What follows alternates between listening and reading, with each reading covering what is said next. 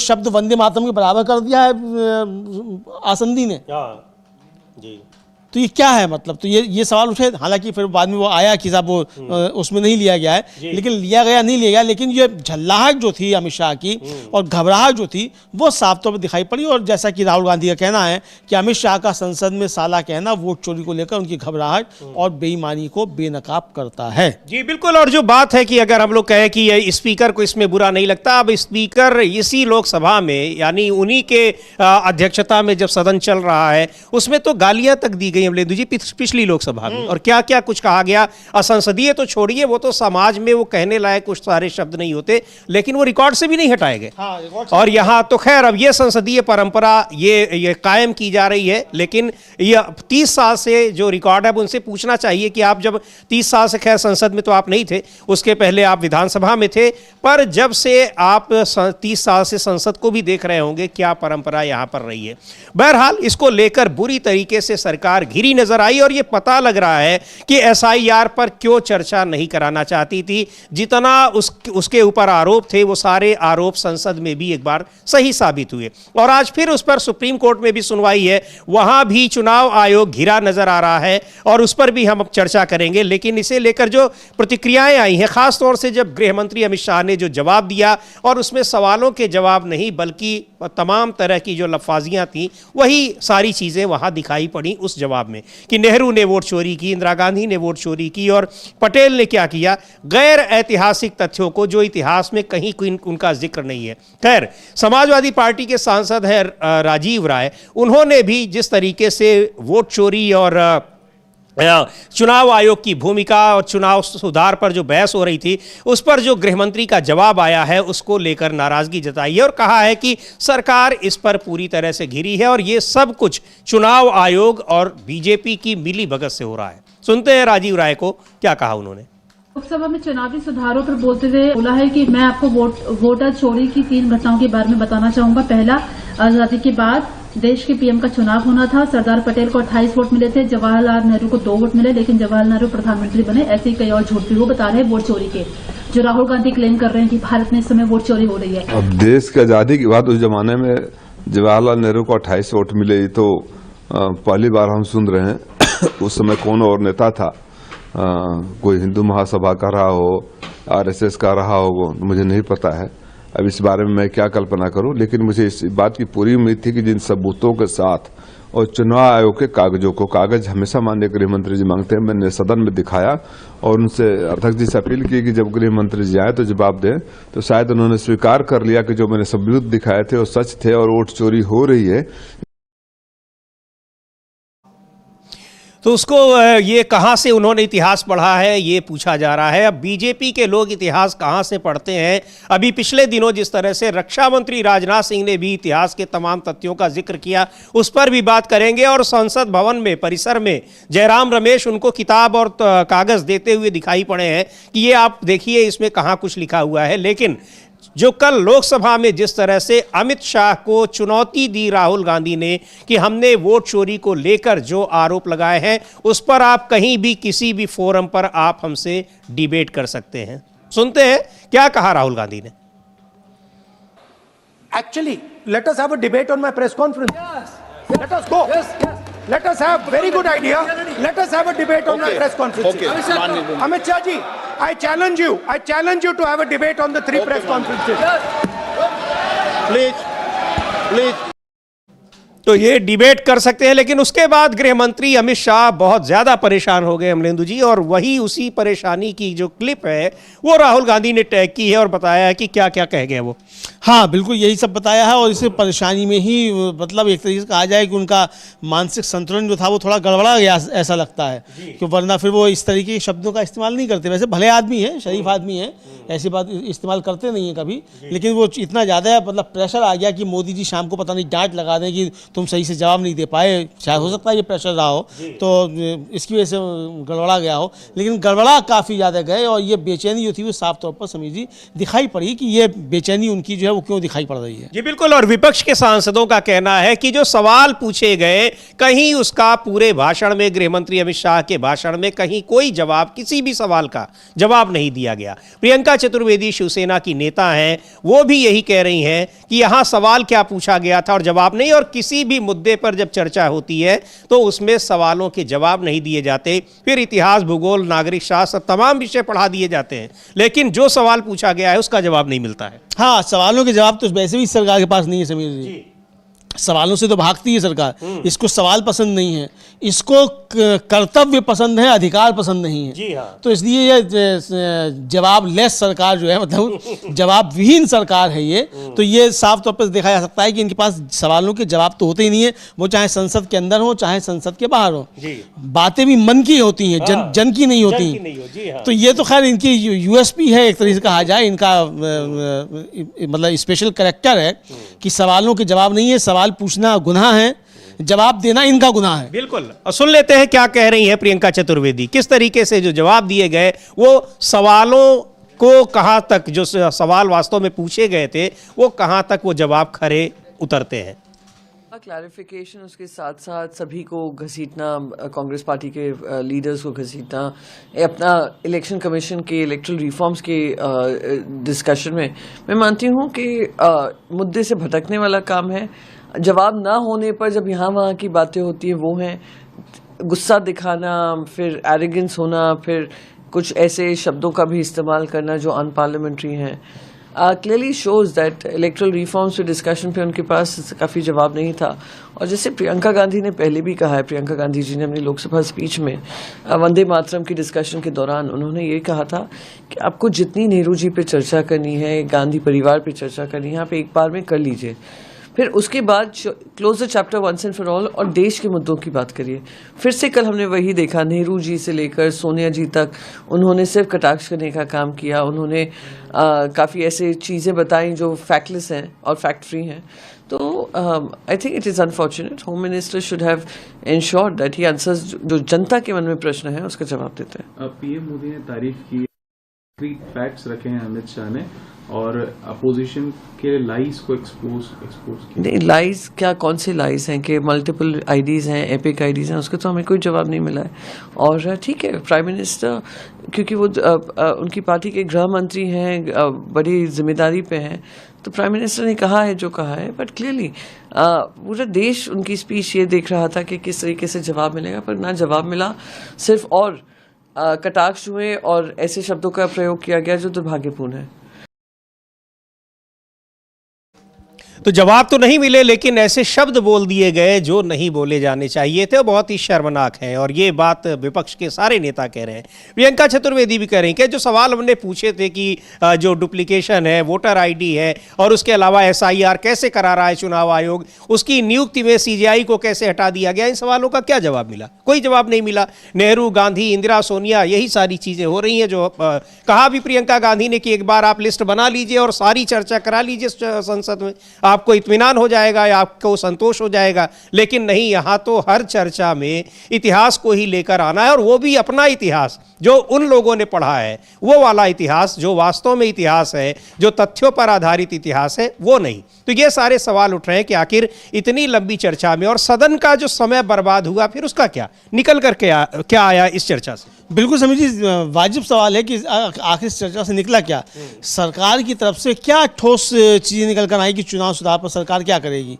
अभी तक तो कुछ आया नहीं कि सरकार जो है चुनाव सुधार पर कुछ करेगी, तो फिर ये चर्चा आपने कराई क्यों थी? फिर चुनाव सुधार पर अगर आप चुनाव सुधार की बात कर रहे हैं, वरना सरकार की तरफ से कंक्रीट जो था वो रोड में पाना चाहिए था कि सरकार जो है चुनाव सुधार कराने के लिए ये काम करेगी। वो तो कहीं से आया नहीं, सिवाय आरोप प्रत्यारोप के और एक भद्दा सा भाषण अमित शाह का जो है, उसे आप भाषण की श्रेणी में भी नहीं रख सकते समीर जी। भद्दा होता तब भी चलिए स्वीकार किया जा सकता है, भाषण तो था ही नहीं कहीं। कुश्ती, मतलब मौके कुश्ती जो थे वो एक तरीके से लड़ते हुए अमित शाह जी नजर आ रहे थे।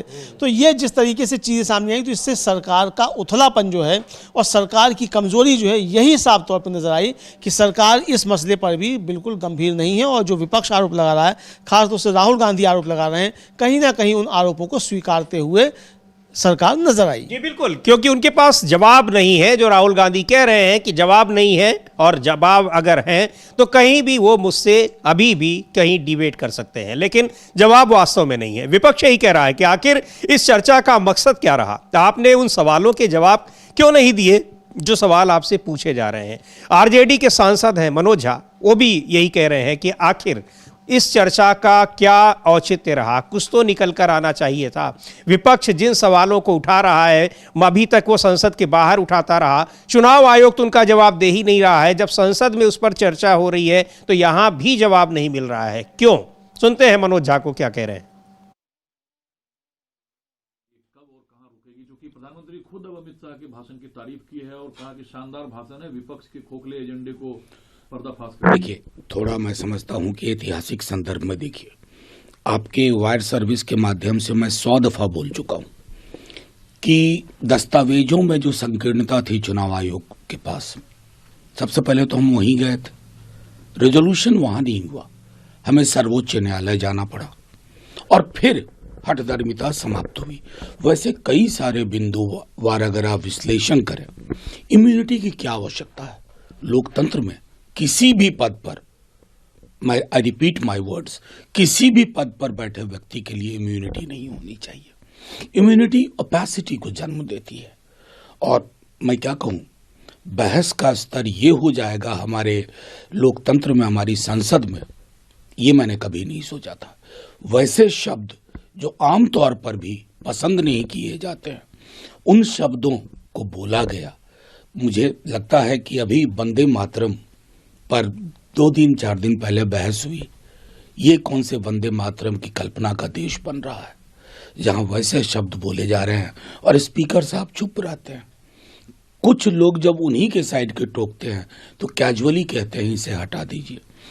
एक समग्रता में जो बहस का एक आधार होना चाहिए था, उस तो यहाँ किस तरीके से बहस का स्तर हो गया है, स्तर को लेकर तो लगातार चिंता जताई जा रही है अमलेंदु जी, लेकिन गृह मंत्री, प्रधानमंत्री अब इस तरह की भाषा अगर बोल रहे हैं और उसके बाद स्पीकर उस पर खामोश है। वो कह भी रहे हैं मनोज झा कि उन्हीं की पार्टी के लोग भी टोक रहे हैं कि आखिर ये क्या हो रहा है, क्योंकि कुछ संजीदा लोग वहाँ भी हैं जिन्होंने पुरानी संसदीय परंपराओं को देखा हुआ है, किस तरीके से संसद में बहस होती है। उनको भी इस बात से तकलीफ पहुँचती है, चूँकि बहुत सारे लोग ऐसे हैं जो दूसरी पार्टियों से, कांग्रेस पार्टी से, समाजवादी पार्टी से, तमाम अन्य पार्टियों से पहुँचे हुए हैं, तो उनको ये लगता होगा कि ये क्या हो रहा है और हम भी इस स्तर की बहस का हिस्सा बन रहे हैं। उसको लेकर चिंता जताई जा रही है। लेकिन गृह मंत्री के जवाब से सबसे महत्वपूर्ण बात तो ये कि जो सवाल पूछे गए थे उनका कहीं कोई जवाब नहीं रहा। बिल्कुल समीर जी, एक भी सवाल का जवाब नहीं है। और हमारे जो संसदीय कार्य मंत्री, उनको तो बेचारों को सवाल समझ में ही नहीं आए थे। तो चलिए वो तो मतलब उन्होंने अपना मानसिक स्तर दर्शाया कि उनके सवाल समझ में नहीं आए, लेकिन अमित शाह जी को तो सवाल समझ में आ गए थे। तो वो तो कह रहे थे मैं आपके सारे सवालों के जवाब दूंगा, एक एक करके सबके जवाब दूंगा, लेकिन जवाब का क्रम जो है वो मैं तय करूंगा, किसका जवाब पहले देना है, किसका बाद में देना है। तो ये कह रहे थे, इस मतलब उनकी समझ में आ गए थे। तो जब समझ में आ गए तो जवाब दे रहे थे, भाई दिए क्यों नहीं? किरण रिजिजू की समझ में नहीं आया, बहुत अच्छी बात है, उनका मानसिक स्तर थोड़ा कम होगा, लेकिन अमित शाह जी का ज़्यादा है, तो उनकी समझ में आ गए तो जवाब देने चाहिए थे, लेकिन जवाब एक भी नहीं आए। और आखिर में जो थे वो काफ़ी ज़्यादा कहा जाए कि वो मतलब बेकाबू होते हुए नजर आए अमित शाह जी, और खुद के ही काबू में नहीं आ रहे थे।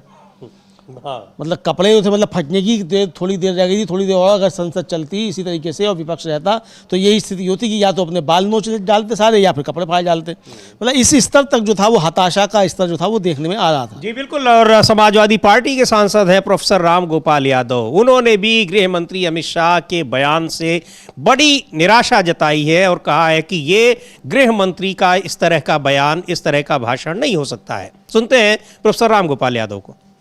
अब वो तो देश के गृह मंत्री हैं, कुछ भी कह सकते हैं, हालांकि ये बात कहनी नहीं चाहिए।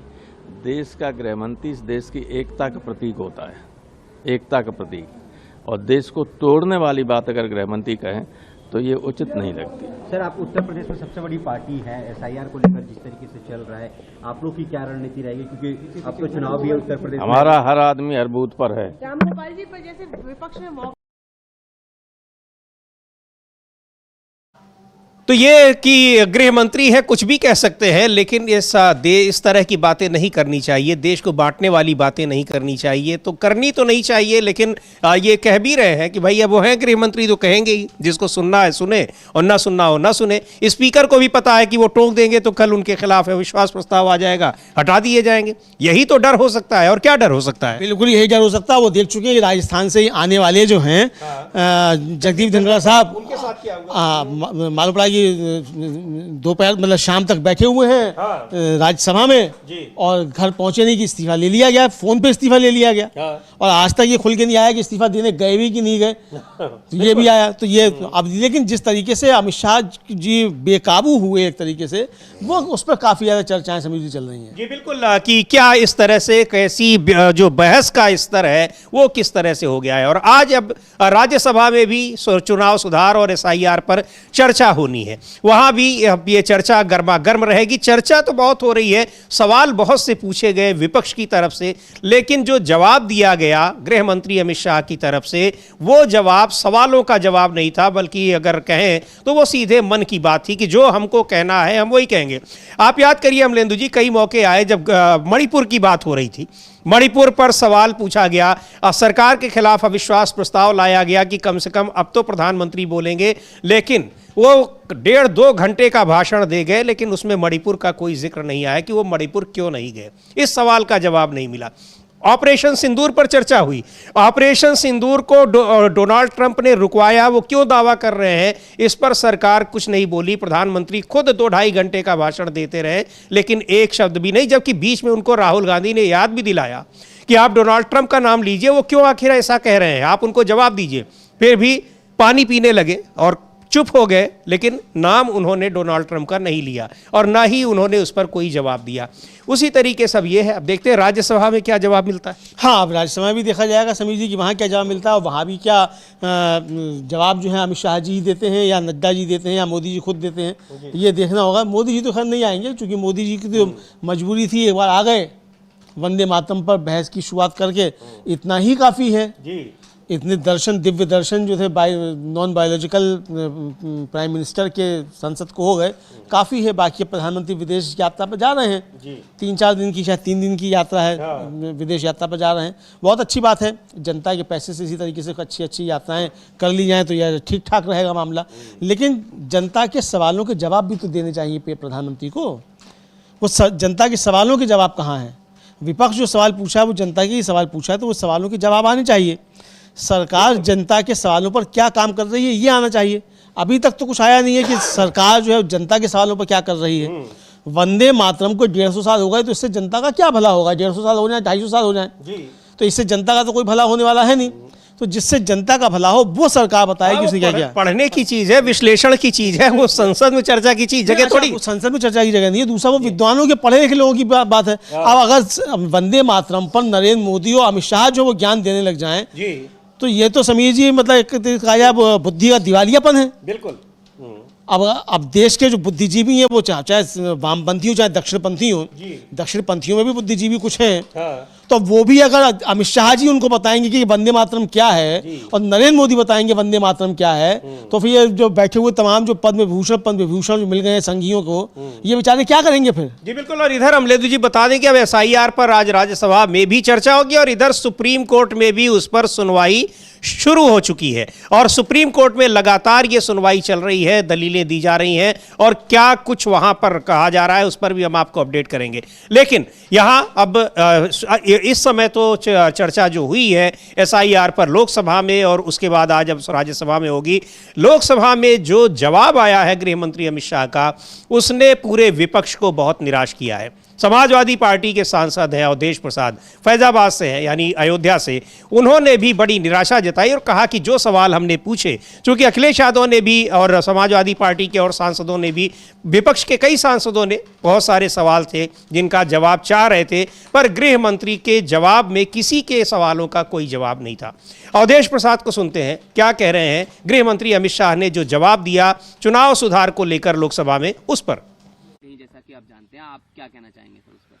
देखिए, SIR पर लोकसभा में चर्चा हो रही, इस चर्चा में हमारे नेता कल की उम्मीद माननीय अखिलेश जी ने बहुत ही तथ्यात्मक ढंग से SIR पर चर्चा किया और वर्तमान में किस तरह से भारतीय जनता पार्टी के लोगों द्वारा, भारतीय जनता पार्टी की सरकार द्वारा इस देश के करोड़ों दलितों का, पिछड़ों का, अल्पसंख्यकों का और गरीब लोगों का वोट काटा जा रहा। ये पूरी तरह से भारतीय संविधान में प्रदत्त अधिकार, तो फंडामेंटल राइट्स, जिसको भारत रत्न बाबा साहब भीमराव अम्बेडकर ने दिया, कटर काटने की पूरी साजिश है। और ये भी दुख और व्यक्त किया कि उत्तर प्रदेश में 9-10 बेलों ने आत्महत्या कर लिया वर्कलोड के चलते। कौन सी जल्दबाजी है कि जो जिस काम को 3 महीने में निपटाया जा सकता है, कौन सी जल्दबाजी पड़ी है कि 1 महीने में निपटाने के लिए बेलों पर दबाव पड़ रहा है। तो ये सारे सवाल, ये इन्हीं सब सवालों के जवाब जानने के लिए इस चर्चा को रखा गया। बड़ी मुश्किल में सरकार तैयार हुई, लेकिन इन सवालों के जवाब नहीं आए कि SIR कराने की परमिशन कैसे मिल गई, उसको किसने दी है, उसने संसद की शक्तियों को कैसे हड़प लिया है, किस तरीके से चुनाव आयोग काम कर रहा है और चुनाव आयोग के आयुक्तों की नियुक्ति कैसे की जा रही है, क्यों CJI को हटाया गया। ये सारे सवाल उन जवाब में इनके जवाब नदारद रहे। हाँ बिल्कुल, सारे सवालों के जवाब जो थे नदारद रहे। किसी भी सवाल का जवाब जो है वो अमित शाह जी नहीं दे पाया। अमित शाह जी मतलब कि सरकार की तरफ से कोई भी जवाब का सवाल नहीं आ पाया। तो भाई जवाब को जवाब नहीं देने तो चर्चा क्यों कराई थी आपने। इसी तरीके से वंदे मातरम पर आपने बहस कराई, उसका क्या नतीजा निकला। सवाल जो थे उठ गए RSS के ऊपर, आपने RSS की बेइज्जती करवा दी। क्या आवश्यकता थी RSS की इतनी बेइज्जती करवाने की। मोदी जी ने कौन सी जन्म का बदला RSS से ले लिया। भाई अगर स्वयंसेवक ना होते तो फिर क्या इतना आगे बढ़ पाते मोदी जी। लेकिन जिस संस्था ने आपको आगे बढ़ाया, आपने उसी की बेइज्जती करवा दी। उसके सारे काले चिट्ठे जो थे वो देश भर के सामने आ गए। पहले भी आ चुके हैं, संसद के अंदर पहले भी आ चुके हैं, लेकिन फिर से जो था एक वो आ गया। भाई जिसने 96-97 की और 98 की जिसने बहसें नहीं देखी हैं संसद की, उसे नहीं मालूम कि पहले भी ये मसला आ चुका है। अटल जी के समय भी आ चुका है RSS के कारनामों को लेकर।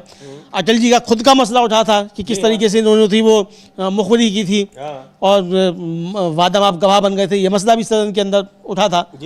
तो जिन लोगों को नहीं मालूम था तो उन लोगों को फिर से वो सब चीज़ें देश के सामने आई। तो मोदी जी ने एक तरीके से RSS से बदला लेने के लिए कोई उनका कुछ रहा होगा, कोई खुन्नस रही होगी RSS से, तो वंदे मातरम पर चर्चा करवा दी सदन में। ये है वही कह रहे हैं विपक्ष के नेता कि यहाँ जो जरूरी मुद्दे, जो सवाल हैं, वो उनके जवाब नहीं दिए जा रहे हैं और बेमतलब की चीज़ों को, बेमतलब की बातों को उसमें रखा जा रहा है उस जवाब में। यानी एक तरह से फर्ज अदायगी की जा रही है, भटकाने की कोशिश की जा रही है। कांग्रेस के सांसद हैं प्रमोद तिवारी, वो भी यही कह रहे हैं कि यहाँ जरूरी मुद्दों पर चर्चा से बचती है सरकार और उन मुद्दों पर बात करती है जिनकी जो जनता से जुड़े नहीं है, जिनसे जनता का कोई सरोकार नहीं है। जो मूलभूत समस्याएं हैं, बेसिक इश्यूज हैं, उनसे सरकार चर्चा से भागती है। विपक्ष सवाल भी पूछता है, तब सवाल के जवाब भी नहीं आते हैं। सुन लेते हैं प्रमोद तिवारी को क्या कह रहे हैं। जवाब से इसका मतलब कन्विंस नहीं है। अमित शाह ने जो जवाब दिया है SIR पर, उससे आप लोग कन्विंस नहीं है, संतुष्ट नहीं है, फिर आप लोग 14 को रैली करने जा रहे हैं इसी मुद्दे पर। निसंदेह मुख्य मुद्दों से हटकर, जो वर्तमान है उससे दूर जाकर अमित शाह गिना रहे थे, वोट चोरियां कांग्रेस संगठन का जिक्र कर रहे थे। वो जिक्र कर रहे थे जिस तरीके से जिनका कोई वास्ता SIR से नहीं था। ये दर्शाता है कि सटीक जवाबों को देने की जगह वो खोखलेपन का प्रदर्शन कर रहे थे। कल मैं बहुत निराश हुआ अमित शाह जी से। मैं सोचता था इतने दिनों का अनुभव है कुछ संयम और संयत रहेंगे। लेकिन अतीत के झरोखे से फिर वही नाम, सरदार पटेल वर्सेज पंडित नेहरू, वोट चोरी वहां हुआ, इंदिरा गांधी वोट चोरी वहां हुआ, सोनिया गांधी तक बात आई।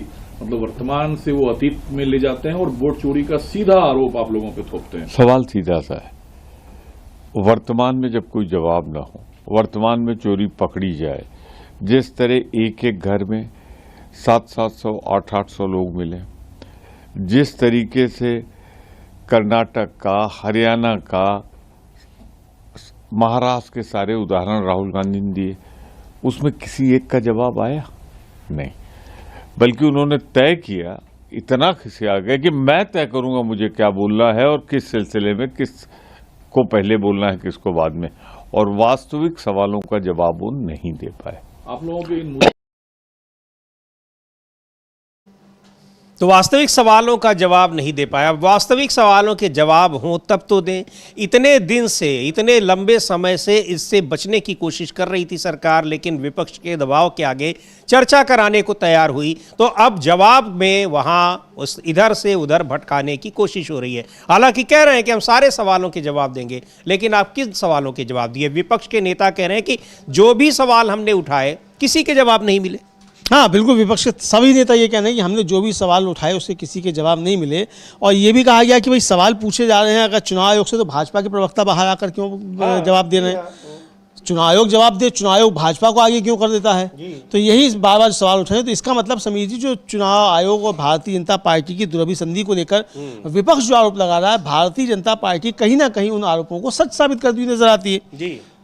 इसी तरीके से कल जिस तरीके के आरोप अमित शाह लगा रहे थे और जवाब दे रहे थे, भाई सीधी सीधी बात भी कह सकते थे, ये भी कह सकते थे कि भाई चुनाव आयोग एक संवैधानिक संस्था है, हमारा उससे कोई लेना देना नहीं है, तो हम इस पर बात नहीं कर सकते, हमारे ऊपर कोई आरोप हो तो आप बताइए, ये कह सकते हैं। लेकिन आपने जिस तरीके से बचाव करने की कोशिश की, तो वो बचाव ना होकर ये हुआ कि आपने उन आरोपों को स्वीकार कर लिया। जी बिल्कुल, वही कह रहे हैं। कांग्रेस पार्टी के सांसद हैं सप्तगिरी उल्का, वो कह रहे हैं कि हम बार बार जब चुनाव आयोग की शिकायत करते हैं तो बीजेपी के प्रवक्ता उसके बचाव में आते हैं। अब संसद में भी जो हम सवाल पूछ रहे हैं, जो हमारे मूल जनता से जुड़े मुद्दे हैं, SIR है, चुनाव सुधार है, यहाँ चुनाव में धांधली की बार बार शिकायतें हो रही हैं, चुनाव आयोग विपक्ष को बिल्कुल नहीं रहा है, आखिर उन सारे सवालों का जवाब सरकार क्यों नहीं दे रही है? सुनते हैं उन्होंने क्या कहा। क्या है ज्ञानेश कुमार में, ऐसा क्या है कि आप उनको बना के रखे हुए हैं? ऐसा क्या है कि जो CC के इलेक्शन में जो पारदर्शिता है उसके उस हिसाब से अपने हिसाब से उन्होंने नहीं, आप देखोगे तो जो 2023 में मतलब इम्यूनिटी दिए हैं, और उसके ऊपर ज्ञानेश कुमार जो उनके स्टेटमेंट्स आते रहे, एक CCTV के बारे में बोले कि आप माँ और बहनों को CCTV में दिखाएंगे करके, तो उनका जो भी रोल है उनका टिप्पणी नहीं करना चाहता हूं, बट ये सरकार इलेक्शन कमीशन का डिफेंड करने के लिए हमेशा क्यों आती है? इलेक्शन कमीशन के खिलाफ हम कुछ बोलते हैं तो इलेक्शन कमीशन कुछ नहीं बोलता, भाजपा के प्रवक्ता आते हैं जो उनके बारे में बयानबाजी करते हैं, उनके डिफेंस करते रहते हैं। हमारी सवाल बहुत साफ है, हम कुछ मुद्दे पे बात रखे थे, उसका जवाब हमें चाहिए। तो जो सवाल पूछे जाते हैं उनके जवाब नहीं, और चुनाव आयोग का बचाव करने के लिए भारतीय जनता पार्टी के नेता आ जाते हैं। तो और यहाँ भी, अब संसद में भी चुनाव आयोग का बचाव किया जा रहा है। क्यों किया जा रहा है? और चुनाव आयोग को नियुक्त करने के लिए अपनी मर्जी से अपने पसंद का चुनाव आयुक्त बनाने के लिए सरकार ने नियम ही बदल दिया, उसमें से मुख्य न्यायाधीश को हटा दिया। और यही पूछा जा रहा है कि आखिर क्यों हटाया गया? SIR कराने की अनुमति किसने दी चुनाव आयोग को? SIR अगर कराया जा रहा है तो आखिर किस वजह से कराया जा रहा है? ऐसी क्या जरूरत आ पड़ी है? उसका एक जो वजह है वो संसद के पटल पर रखा जाए, और किसी भी तरह के नियमों का जो चुनावी प्रक्रिया है उसमें नियमों में बदलाव ये चुनाव आयोग नहीं कर सकता है। ये सारे सवाल पूछ रहे हैं कि आखिर संसद के अधिकार कैसे ले लिए हैं, लेकिन सरकार नहीं बता पा रही। कायदे से तो सरकार को भी इस पर आपत्ति दर्ज करानी चाहिए। कैसे चुनाव आयोग, वो संवैधानिक संस्था है, वो संसद के अधिकार नहीं ले सकती है, उसको कानून और नियम बनाने का अधिकार नहीं है, लेकिन उसने उस अधिकार को लिया और उसको एग्जीक्यूट किया है, सरकार खामोश है। इसलिए खामोश है क्योंकि लोकसभा में भारतीय जनता पार्टी के ही सांसद डॉक्टर संजय जायसवाल कह रहे थे कि हमको तो इससे फायदा हो रहा है। बड़े स्पष्ट तौर पे कहा उन्होंने कि हमको तो इससे फायदा हो रहा है, और अब किस तरीके से फायदा हो रहा है तो ये भी बता देते तो ज़्यादा अच्छा रहता कि डीएम मदद कर रहा है या कर रहा है। और फिर प्रोफेसर रामगोपाल की कल हम लोगों ने बाइक सुनवाई थी सभी जी, प्रोफेसर रामगोपाल कह रहे हैं कि भाई जो ज़मीन पे होता है वो तो राज्य सरकार का प्रशासन होता है, उसके जरिए सब काम कराए जाते हैं। तो चुनाव आयोग उन चीज़ों पर लगाम क्यों नहीं लगा पा रहा? अगर चुनाव आयोग की मिलीभगत नहीं है तो जिस मशीनरी से आप काम ले रहे हैं तो उस मशीनरी से आप रोक क्यों नहीं लगवा पा रहे इन सारे घपलों के ऊपर? महुआ माझी हैं जेएमएम की, झारखंड मुक्ति मोर्चा की राज्यसभा में सदस्य हैं समी जी, उन्होंने भी अमित शाह के भाषण पर लेकर अपनी बात रखी है। जी, क्या सुनते हैं क्या कहा है उन्होंने। गृह मंत्री अमित शाह ने जो जवाब दिया है चुनाव सुधार पर चर्चा का, उस पर क्या कह रही है महुआ माझी? सत्ता पक्ष के लोग एक दूसरे की तारीफ तो करेंगे ही, और स्पीच जो भी था, लेकिन विपक्ष जिन मुद्दों को उठा रहा है उस पर भी फोकस होना चाहिए। जैसे जो मृत हैं या फिर जो एक्स्ट्रा वोटर हैं उनका नाम कटे, ये तो हम लोग चाहते हैं, लेकिन जहां जहां गड़बड़ियां हैं उनको सुधारने की बात हो रही है विपक्ष के द्वारा। एसआईआर में जहां जो लोग वोट नहीं देते हैं, अब देख रहे हैं कि कितने लाख नाम कट जा रहे हैं, कितने हजार नाम कट जा रहे हैं, किसी का नाम 22 जगह है, किसी का कुछ है। इन चीजों में का रिफॉर्म होना चाहिए, ये मांग है जिस पर फोकस नहीं किया गया। वो वही बात कह रहे हैं जो विपक्ष भी कह रहा है। विपक्ष कह रहा है कि फर्जी वोटर ना रहे, मृत वोटर ना रहे, वो तो विपक्ष भी कह रहा है। फिर नई बात कौन सी हो गई? नहीं, मैं आपसे ये कहूंगी, जैसे झारखंड जैसे राज्य को ही अगर उदाहरण के रूप में ले तो वहाँ माइग्रेशन बहुत था पहले, और ऊपर से ट्रैफिकिंग की भी समस्या थी। अब मान लीजिए एक गरीब दिहाड़ी मजदूर या कोई उस तरह के लोग जो पूरे परिवार के साथ माइग्रेट करते हैं, फिर सीजनल आते हैं, कुछ काम किए फिर चले गए, तो ऐसे लोग अपने डॉक्यूमेंट संभाल के नहीं रख पाते हैं। उनके पास न तो जमीन के पट्टे मिलेंगे ना कुछ मिलेंगे, तो उनको तो आप कहेंगे कि ये फर्जी है, ये घुसपैठिया है। उनको भी ये राइट है कि उनको भी उन वोटर लिस्ट में उनका भी नाम हो। ऐसे लोगों का नाम भी कट जा रहा है जिस तरह से चल रही है चीजें। इन चीजों पर हम लोग फोकस करने के लिए कह रहे हैं, तो उस पर तो बात ही नहीं हुई। अमित शाह जी ने वही कहा था, तो उस पर तो बात ही नहीं हुई है। और ये सारे विपक्षी सांसदों का यही कहना है कि जो मूल मुद्दे थे जिन पर विपक्ष के नेताओं ने सवाल उठाए, वहां संसदीय कार्य मंत्री को समझ में नहीं आया, तो राहुल गांधी बार बार उन सवालों को ट्वीट भी कर रहे हैं, बता भी रहे हैं, हिंदी में भी अंग्रेजी में भी। आखिर क्यों उसका जवाब नहीं आया? इसी बात से पूरा विपक्ष हैरान है कि आखिर संसद में फिर उस पर चर्चा कराने का मकसद क्या था? क्या उस पर केवल यही है कि केवल टाइम पास करना था? हाँ, लग तो यही रहा समझिए कि टाइम पास ही करना था, और टाइम पास किया गया। हाँ। मतलब टाइम पास नहीं, टाइम खराब किया गया। टाइम खराब किया गया, और देश का जनता की गाढ़ी कमाई जो है वो जो थी सरकार ने बर्बाद की, एक तरीके से ये कहा जाए तो ये। लेकिन जो जनता के सवालों के जवाब थे वो जवाब नहीं दिए गए। तो ये सरकार जो है ये असल में दायित्वहीन सरकार बनना चाहती है समीर जी। मतलब जनता के लिए है सारे कर्तव्य और दायित्व, सरकार का नहीं है। हाँ। सरकार से आप जवाबदेही की उम्मीद मत कीजिए, सरकार जवाब नहीं देगी। सरकार जो मन होगा, हाँ, जो मन करेगी। आप पूछ भी नहीं सकते। मतलब जनता को सवाल पूछने का अधिकार नहीं है और सरकार को जवाब देने का अधिकार नहीं है। ये गजब तरीके की सरकार चल रही है। 70 सालों में पहली सरकार ऐसी आई है जिससे जनता सवाल नहीं पूछ सकती और सरकार जवाब नहीं दे सकती। और सवाल पूछने की जो जगह है संसद, उसका जो ड्यूरेशन है वो कम कर दिया जा रहा है। और उसमें भी पूछा नहीं, और उसमें भी कहा यार यहाँ राजनीति मत करो। अब संसद में जाके क्या करें? ढोल नगाड़ा बजाएं, नाचे वहां जाकर, क्या करें फिर अगर वहां राजनीति नहीं करेंगे तो वहां भी कहा था कि इस पर राजनीति मत करो, संसद में राजनीति, यहाँ पे राजनीति मत करो। अरे भाई, तो संसद बनी किस लिए? राजनीति के लिए बनी है ना। बिल्कुल। तनुज पुनिया है कांग्रेस के सांसद, उनको भी सुनते हैं क्या कहा उन्होंने। गृह मंत्री, खासतौर पर जो गृह मंत्री अमित शाह का जो जवाब था उसको लेकर ये सारी बातें हो रही कि आखिर जवाब दिया उन्होंने सरकार की तरफ से, लेकिन जो सवाल पूछे गए उनमें से किसी सवाल का जवाब नहीं आया। तनुज पुनिया को सुनते हैं। लोकसभा में आप लोग उससे संतुष्ट हैं, सहमत हैं, या अभी आप लोगों के आरोप यथावत हैं? नहीं, देखिए, हम संतुष्ट बिल्कुल नहीं है। जो ट्रांसपेरेंसी जो बढ़नी चाहिए, रूल जैसे जैसे रूल बनता रहता है, जैसे जैसे बनता रहता है, तो वो ट्रांसपेरेंसी कहीं ना कहीं दिखी नहीं, इनके उसमें नहीं दिखी, भाषण में नहीं दिखी, और उल्टा जो है आरोप लगा रहे थे। हरियाणा में जो हुआ, जो असली सवाल थे उस पर तो जवाब नहीं दिया प्रेस कॉन्फ्रेंस पे, तो उल्टा जो है आरोप कांग्रेस के ऊपर लगा रहे हैं। आज जो हो रहा है उसके ऊपर डिबेट था, आज जो हो रहा है उस पर सवाल थे, लेकिन उसके जवाब नहीं मिल पाए। कह तो रहे हैं कि पंडित नेहरू सरदार पटेल कंट्रोवर्सी को लेते लेते राहुल कहाँ है तथ्य उसके, क्योंकि बता रहे पंडित नेहरू और सरदार पटेल वाला। वो इलेक्शन कमीशन ने चुनाव कराया था क्या, वो कहाँ था वो? उसमें कोई शक नहीं है कि ये अपने एजेंडा इनका अपना अलग है और अपने एजेंडे को लेकर के चल रहे हैं, उससे अलावा इनके पास कुछ नहीं। लेकिन जब प्रधानमंत्री खुद, इसका मतलब है आप लोगों के आरोप को। तो तनुज पुनिया भी यही कह रहे हैं कि जो सवाल पूछे गए उनके कौन से जवाब आए, संतुष्ट हम कहाँ से होंगे? जब जो जवाब पूछा गया, जब जवाब दिया जाए तब संतुष्टि और असंतुष्टि की बात होती है। यहाँ तो जवाब ही नहीं दिया गया, सवाल कुछ पूछा गया है, सवाल पूछा गया है आम पर और जवाब दिया जा रहा है इमली का। हाँ बिल्कुल, आम और इमली का जवाब जो है वो दिया जा रहा है। समीर जी, पूछा जा रहा है आम तो बताया जा रहा है इमली, तो यही सब किया जा रहा है। तो अब यह अच्छी सरकार है, इस तरह की सरकार भी लिखी थी लोकतंत्र में कि इस तरह की सरकार भी मिल सकती है आपको, तो वो भी दर्शन हो गए कि लोकतंत्र में क्या क्या गड़बड़ियाँ हो सकती हैं और लोकतंत्र जो है वो उसकी खराबियाँ क्या हो सकती हैं। तो इस सरकार से मालूम पड़ गया कि ऐसी सरकार भी लोकतंत्र में आ सकती है, मतलब ये लोकतंत्र की खराबियों के तौर पे इसको देखा जा सकता है। जी बिल्कुल, सवाल पूछने वाले को ही घेरा जा रहा है कि आपके सवाल पूछ क्यों रहे हैं, आपको ये नहीं पूछना चाहिए। सवाल पूछने वाले को बताया जा रहा है कि वो क्या सवाल पूछेगा क्या नहीं पूछेगा, और जवाब उसमें जवाब नहीं दिया जाएगा, उसी को घेरने की कोशिश की जाएगी और ये भी कहा जाएगा कि हम हर सवाल का जवाब देंगे। सुनते हैं राजीव शुक्ला क्या कह रहे हैं। कांग्रेस पार्टी के सांसद हैं, पूर्व मंत्री हैं, वो भी गृह मंत्री अमित शाह के जवाब को, अमित शाह के बयान को, उनके भाषण को किस तरीके से देख रहे हैं। हमें तो यही समझ में नहीं आता कि कब तक इतिहास की बातें बीजेपी करती रहेगी, कब तक 50-60 साल पहले की बातें करती रहेगी। हर चीज में नेहरू जी, हमें लगता है नींद भी आती है रात में कि नहीं आती।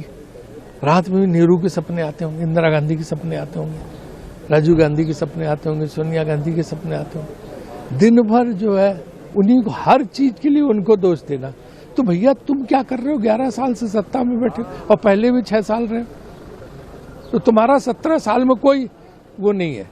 हर चीज नेहरू जी। तो अब हर चीज़ में नेहरू, इंदिरा और सोनिया गांधी, राहुल गांधी, राजीव गांधी, वही चीज़ें हर बार हर चीज़ में। और यहाँ सवाल कुछ भी पूछा जाएगा, जवाब एक होगा। ये भी देखने को मिलता है अमलेंदु जी कि सवाल किसी भी मुद्दे पर रहे, करंट मुद्दे पर रहे, मणिपुर पर रहे, चुनाव सुधार पर रहे, SIR पर रहे, जवाब वही होगा कि इतिहास से शुरू होगा और वो ख़त्म होगा जहाँ वो चाहेंगे। हाँ बिल्कुल, यही कि जो भी आप मतलब जो है ना कि वो जज साहब बहुत आदेश देते थे कि परनाला वहीं गिरेगा, तो परनाला वहीं गिरेगा जहां बीजेपी चाहेगी। मतलब आप सारी बहस कर लीजिए, जज साहब का आदेश कुछ हो, लेकिन परनाला वहीं गिरेगा जहां बीजेपी चाहेगी। यानी सवालों के जवाब देने नहीं है, ये साफ तौर पर है कि बिना सवालों के जवाब दिए हुए निकल जाना है और जो हम चाहेंगे वही करेंगे। तो ये बताने की कोशिश जो है वो इस सरकार की तरफ से बार बार होती है और उसमें कामयाब भी नजर आती है सरकार एक तरह से देखा जाए तो। हाँ, लेकिन ये है कि घिरी जरूर है सरकार। चुनाव सुधार, SIR, किस तरीके से वो चुनाव आयोग के साथ मिलकर पूरी चुनावी प्रक्रिया को हाईजैक कर रही है और यहाँ देश के लोकतांत्रिक सिस्टम को, व्यवस्था को, ढांचे को खत्म करने की कोशिश की जा रही है। क्योंकि जो सवाल भले जो उसके जवाब नहीं दिए गए, लेकिन जो सवाल उठाए गए वो जनता को पता है, क्योंकि वो ऐसे सवाल हैं जिनसे जनता खुद रूबरू हो रही है, वो कोई नए नहीं है। राहुल गांधी ने वही कहा कि ये सारी चीज़ें मैं प्रेस कॉन्फ्रेंस में उठा चुका हूँ और ये इसके लिए हमारे पास प्रूफ है, दस्तावेज हैं, सारी चीज़ें हमने रखी हुई हैं और कहीं भी आप इस पर हमसे बहस कर सकते हैं, लेकिन जवाब नहीं मिल रहा है। पर जनता को पता है कि सवाल ये कितने महत्वपूर्ण है।